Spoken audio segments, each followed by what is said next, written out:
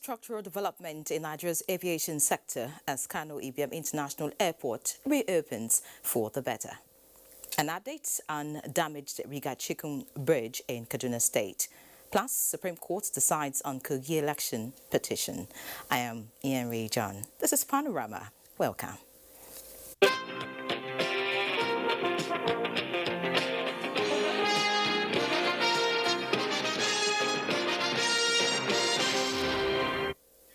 The Supreme Court has dismissed the appeal of the candidate of the People's Democratic Party, PDP, Musa Wada, and its party against the election of Mr. Yahya Bello as governor of Kogi State. The Apex Court, in a unanimous judgment, dismissed the appeal for lacking in merit and upheld the concurrent decisions of the majority of the Kogi State Governorship Election Petition Tribunal and Court of Appeal for lacking in merit. The lead judgment, read by Justice Owani Abba Aji, held that the appellants were unable to prove allegations of electoral malpractices in the November 16 governorship election. The Apex Court held that failure of the appellants to call polling units agents was fatal to their case, adding that the appellants merely dumped documents that could not be attached probate value.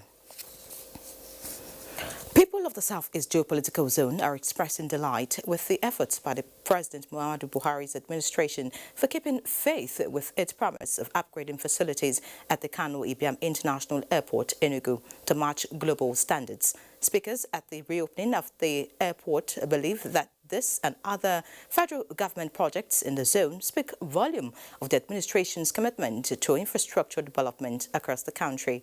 Susan Eze now reports. With the runway extended up to 3 kilometers, airfield lighting and other auxiliary facilities all upgraded to standard, this ceremony marks a new dawn at the Akani Ibiam International Airport, Enugu. Governors of the Southeast Zone are grateful to President Muhammadu Buhari for demonstrating strong commitment to infrastructure development, which the Southeast Zone is a beneficiary. With the Akani Ibiam Airport, the second Niger Bridge, the Enugu-Onitsha Expressway, and other projects standing out as shining examples. Thank you, Mr. President.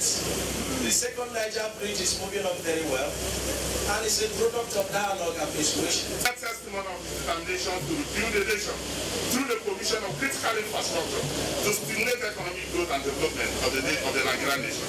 Other stakeholders, including the former Deputy Senate President, Senator Ike Ekweremadu, and the President General Ohaneze Ndibo, Chief Nnianwodu, also lauded the project, hoping that the terminal and cargo wings of the airport will also enjoy such speedy completion. Appreciative of the unwavering support of the Enugu State government in the course of the project, Minister of Aviation said, with the project done and dusted, attention will now be shifted to speedy completion of the cargo and international terminal buildings. May I urge the governments and people in this region to increase their commitment by using this airport to the fullest. Governors of the Southeast Zone, traditional rulers, political leaders, and other stakeholders all graced the historic event. In Enugu, Susan Eze, NTA News. Away from the Kano Ibiam Airport now, the Inspector General of Police, Mohammed Adamu, has warned politicians and their supporters in Edo and Ondo states, where gubernatorial elections are scheduled to hold on the 19th of September 2020 and 10th of October 2020, respectively, to conduct themselves properly, play by the rules, and steer clear of tendencies capable of undermining the electoral process in the two states. In a statement, the IGP gave the warning, having reviewed the election security threat assessment reports submitted by the commissioners of police from both states in a meeting held Tuesday, 25th of August 2020. The election security threat analysis reveals, amongst other indicators, arming and movement of political thugs, use of inciting statements during political campaigns, likelihood of violence, and possible cross-attack by political opponents, misinformation aimed at heating up of the polity. The IGP therefore wants that the force will not hesitate to bring the full weight of the law on anyone or group who may want to sabotage the security arrangement being in place for the elections. He assures Nigerians, particularly the people of Edo and Ondo states, that the force remains committed to protecting the sanctity of the ballot in the country. Now, the Coalition of Nigerian Youths on Security Affairs is streamlining far-reaching measures to tackle the rising cases of insecurity in some parts of the country. Abubakar Usman Akwanga reports that as a frontline strategy, the coalition is developing national network situation room to put increasing crimes on check. The Coalition of Nigerian Youth on Security Affairs are driving the strategic initiative with a vigor of achieving deliberate steps of enhancing security in the country. The youth lost the sustainable progress in suppressing the influence of insurgents, bandits, and other crimes by the federal government and expressed support for more breakthrough. What we are here gathered for is to establish a formidable youth force with the responsibility of complementing the efforts of all stakeholders in the fight against insecurity. Speakers say federal government intervention and stakeholder support are required to make further push in strengthening internal security and safeguarding Nigerian territory against invasion. Whenever we talk about security, it is an issue or it is a task that needs all the youths in this country. Nigeria is coming up and it's advancing. I want you to go into forensic and exploit the activities of the principal of forensic in investigation. The inauguration of the coalition is in recognition of the military and other security agencies' efforts in maintaining forward operative bases in crisis areas. In Abuja, Abubakar Usman Akwanga. In other news, the court marshal, Dr. Oboye has called on the military public to make the year 2020 Ember months unique and crash-free by adhering strictly to road traffic regulations. In a statement, Oboye debunked the myth of often associated with the last 4 months of the year, noting that increased vehicle movement and reckless driving witnessed during the season are causative factors of road crashes, while cautioning all about night trips due to poor visibility and fatigue often experienced by drivers. OAME also called for strict adherence to traveling protocols for COVID-19, noting that the enforcement and 50% carrying capacity for all vehicles will be adhered to diligently. Terminals and parks, he also challenged to double their efforts in providing adequate running water with soap and sanitizers in their parks and terminals, maintain physical distancing, provide sanitizers in each vehicle, and avoid as much as possible the use of air conditioner, among others. He called on Nigerians to maximize alternative means of transportation by patronizing the train stations where available, as this would drastically reduce the pressure on the road transportation sector.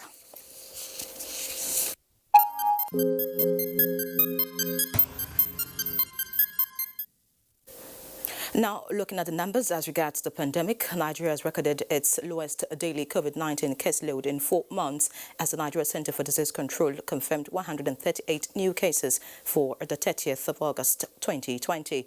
So far, a total of 53,865 cases have been confirmed in the country, with 41,513 cases discharged, indicating a recovery rate of 77% of total infections and a death toll of 1,013 in 36 states and the Federal Capital Territory. The 138 new cases are reported from 14 states, with Plateau having 55 cases, 15 in Lagos, Ebonyi and Oyo have 11 cases each, 8 in Abia, while Anambra, FCT and Rivers recorded 7 cases each. Kaduna has 6 cases this time around, 5 in Ondo, 3 in Kwara, while Bauchi, Benue and Edo recorded 1 case apiece. On the state's case chart, Lagos maintains the highest with 18,119 cases, followed by FCT with 5,156 cases, while Oyo is third with 3,118 cases. However, in terms of active cases, FCT has the highest in the country with 3,575 cases, out of a total of 11,339 active cases nationwide. Now, for the past 3 weeks, the education sector has put firm feet on the ground to enforce compliance with COVID-19 guidelines as exiting students right WAEC. Hadiza Godwin Ebune went to some schools and now reports. More than 14 days since the resumption of schools to allow exiting classes sit for their senior secondary certificate examinations under the COVID-19 guidelines.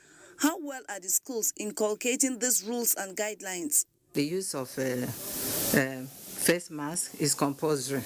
Without the face mask, in fact, no student has tried it.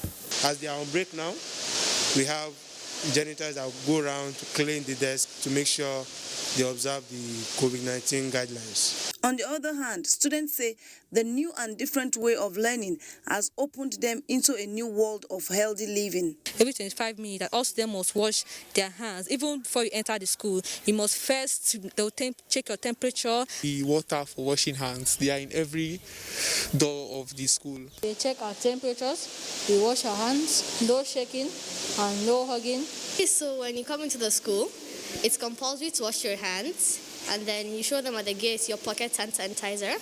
Then you come into the school, you clean your hands with a tissue paper, then you sanitize. The school said they will remain committed to continuous sensitization for the students.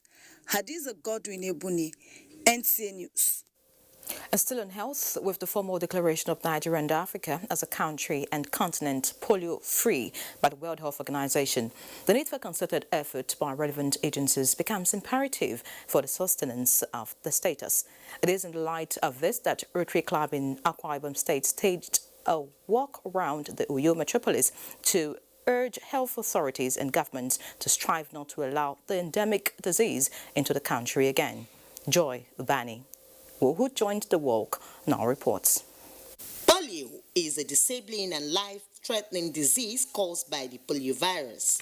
This virus spreads from person to person and can infect a person's spinal cord, causing paralysis. Recently, the World Health Organization announced that polio is no longer endemic in Nigeria. This is why Rotary is one of the governmental organizations that has been partnering governments to fight polio world over. Rotarians in Uyo staged this walk in celebration of the feat. Today we rolled out the drums to celebrate, to thank God that finally Nigeria's name has been removed from the list of countries with endemic wild polio virus. There will be no time that Africa will be declared wild polio virus free again. This is a milestone that we kept, and we have been able to meet that milestone of getting Nigeria and getting Africa certified. Keep polio at zero is the focus of the work. In Uyo, Joy Ubani, NTA News. We'll now take a quick break. Panorama will be back shortly. Do stay.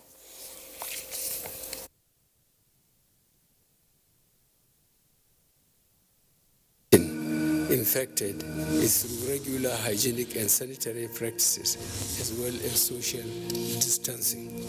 As individuals, we remain the greatest weapon to fight this pandemic.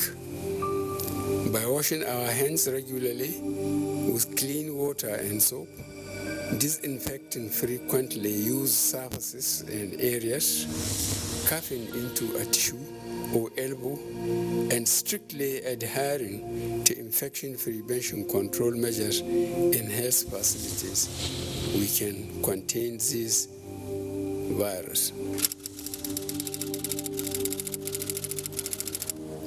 Many thanks for staying. Now, the gridlock resulting from the damaged portion of a bridge along Kaduna-Zaria Highway has eased out. Abdullahi Mohammed has a situation report. Thousands of travelers who took this route yesterday. The rain was at its peak. This side of the bridge caved in, wear and tear, pressure, that will be left for experts to determine. But coming in this morning, we have seen the contractor bringing in men and machine, trying to barricade this side of the bridge to stop the flow of traffic through this way. And over there you can see sign of relief for many travelers that the traffic is flowing without hindrances. And we have seen also security men on ground, men from the State Emergency Management Agency trying to ensure that everything is secured here, and then the motorists adhere to traffic rules. We are here in case there is an issue of a vehicle running over. The fire service will be there to give a helping hand to make sure that we rescue whoever is involved in any form of accident or any emergency at all. Now, under the bridge, everything seems okay, except that the volume of water that flows under the bridge, an indication of the fact that this may be doubled as a result of massive rainfall. In Kaduna, Abdullahi Mohammed, NTA News. Abdullahi Mohammed is now joining us via Zoom for an update on the collapsed bridge. Thank you, Mohammed, for joining us on Panorama. Thank you for joining us in Kaduna. Okay, now over 24 hours after the collapse of the bridge, what is the situation along Kaduna-Zaria Highway? Well, one critical thing that has changed is the fact that the gridlock that happened on the road yesterday has eased. Yesterday, a lot of travelers on that road were stranded, impatients. So those ones coming from Kaduna to Zaria took one way as a result of that problem on that bridge. And those ones coming the other way also took one way, and at the end, they all got stranded. And a massive gridlock, leaving a lot of people stranded, leaving their vehicles, some of them trekking. But we got there this morning.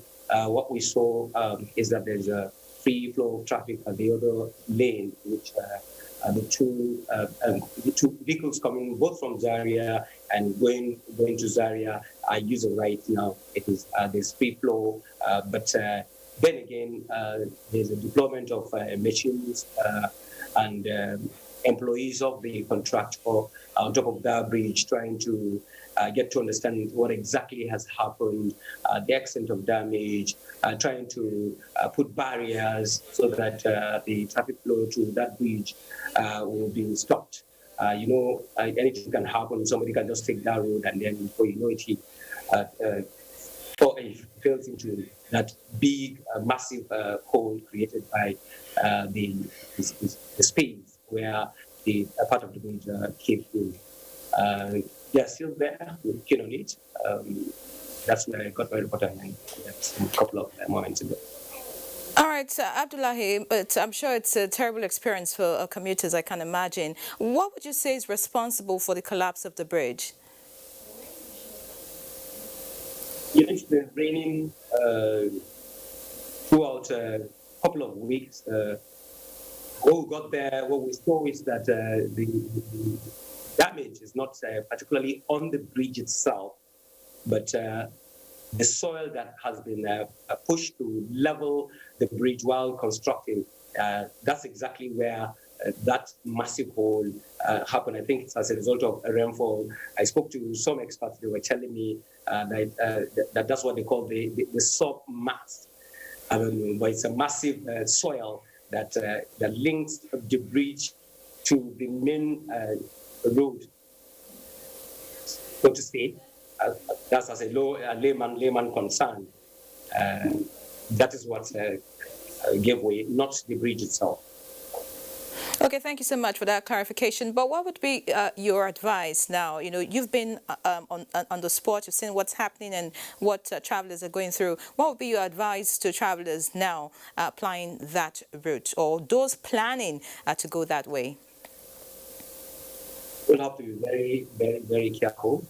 You have to go very slow, and then they should understand that it's now one way. When you're coming from Kaduna, you will have to take the other lane. As you get to the end of Kao, there's a barrier that leads you to the other lane. You should drive very slow and be very, very careful. Look at your front and your side to be sure that you're going on the right lane, because you might, if you're not careful, you might just drive straight, and without that barrier itself, you can just drive into a massive hole straight. So I think people have to be very careful. Motorists that will take that place must be very, very careful. All right, thank you so much, Abdullahi Mohammed, for that update. All right, now looking at flood-related issues as rainfall intensifies, flooding continues to wreak havoc to farmers in Sokoto, Zamfara, Kebbi and Niger states. The flooded water is said to be moving across more than 150 kilometers from Zamfara to empty into the river Niger in Kebbi and Niger states. Musa Babaliu has more. Were said to be responsible for the flooding ravaging farming communities in Sokoto, Kebbi and Niger states. First is the level and frequent rainfall, which are beyond the earlier prediction. The second factor is this: the gradual release of water from the Goronyo Dam. This is a reservoir of water that contains about 984 million cubic meter, almost 1 billion. The water moved from here in Goronyo to River Niger after traveling for more than 700 kilometers. This water goes down to Kebbi, Niger State. You understand? So it's what fed all the farmers along the plain. The flood is from Arugungu here down to Suru to Kaoji, while on your right is from Arugungu up to Sokoto to Goranyu. Federal government and the Central Bank of Nigeria say farmers operating under Anchor Brewers program will be given a waiver in loan recovery. Farmers have invested nearing harvest time. They have made all the necessary activities from land clearing, from other application, everything. Just close to that to harvest time, we're experiencing this. An insurance premium that has been paid for every farmer that participated. So that also will help recoup whatever losses. And also with the planting that they are going to plant as soon as the water is receding, the farmers will be able to come back to the business immediately. The assessment of the damages occasioned by flood continues. From Goronyo in Sokoto, Musa Baba Aliyu, NTA News. Meanwhile, intersectoral collaboration between stakeholders involved in the management of flooding and other emergency challenges across Niger State have been activated towards the mitigation of the impending water overflow to hit the state from the Nigerian Republic. Dauda Mohammed reports that the non-functionality of the hydroelectricity power producing areas development commission is a major hindrance to addressing mitigation efforts. Across Niger State can be categorized into two. In the urban setting, the main challenge of flooding is caused by the indiscriminate dumping of refuse into drains and the building of houses on waterways, while the rural flooding is caused by communities living across the river banks and have refused to move even when danger is imminent. This year alone, many lives and property, including farms, have been lost to flooding, especially those involved in aquaculture, with countless people rendered homeless.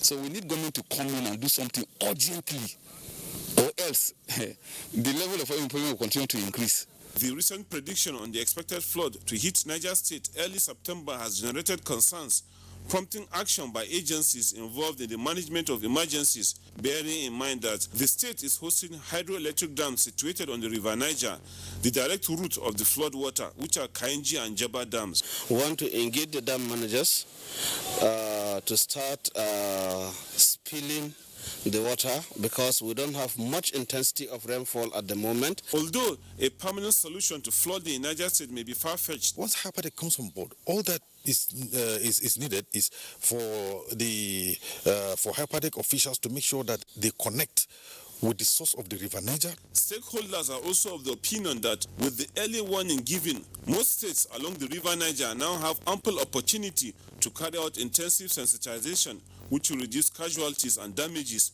when the flood hits the country. In Mina, Dauda Mohammed, NTA News.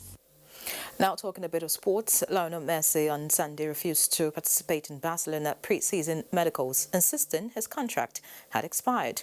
His father and agent, George Messi, is expected to travel to Barcelona to help resolve the logjam. For more on sports, let's join Amanzi Marcus now. The Nigeria Rugby Football Federation has signed a kit sponsorship deal with a British company, BLK Sports, that will also enhance the production of replica jerseys. Kelechuku Umbagu, the federation's president, said during the ceremony in London that it shows the potential of the game in Nigeria and our commitment to work with progressive and far-seeing organizations to the betterment of our players and stakeholders. Meanwhile, world number 1 Novak Djokovic, a 17-time Grand Slam champion, extended his 2020 winning streak to 23 by clinching his 80th career title at the Western and Southern Open in New York. The Serbian survived a bad start to defeat Milo Raonic of Canada 1-6, 6-3, 6-4 to equal Rafael Nadal's record of 35 Masters 1000 wins. Also at Flushing Meadows, but in the women's game, Victoria Azarenka won without playing the final, having walked over Naomi Osaka, who pulled out with a left hamstring injury. Similarly, all eyes will be on Serena Williams as the U.S. Open begins on Monday in New York. The 38-year-old American is seeking a record-equaling 24th major title and has been stuck on 23 since victory at the Australian Open in January 2017. She came close to tying Margaret Court's singles record, losing in the Wimbledon and U.S. Open finals in 2018 and 2019, and she is not giving up the chase. Obviously, I am never satisfied. That's been the story of my career. I am never going to stop until I retire. It's just my personality, she said. In boxing, America's Jose Ramirez narrowly retained his WBC and WBO light welterweight belts, defeating Ukraine's Viktor Postol by majority decision. The judges scored the fight 114, 114, 115, 113, and 116, 112 in favor of Ramirez, who improved to 26 wins with no defeat. The 28-year-old, who lamented the absence of boxing fans, is now eyeing a unification showdown against IBF and WBA champion Josh Taylor. With sports update, Manzi Marcus, NTA News.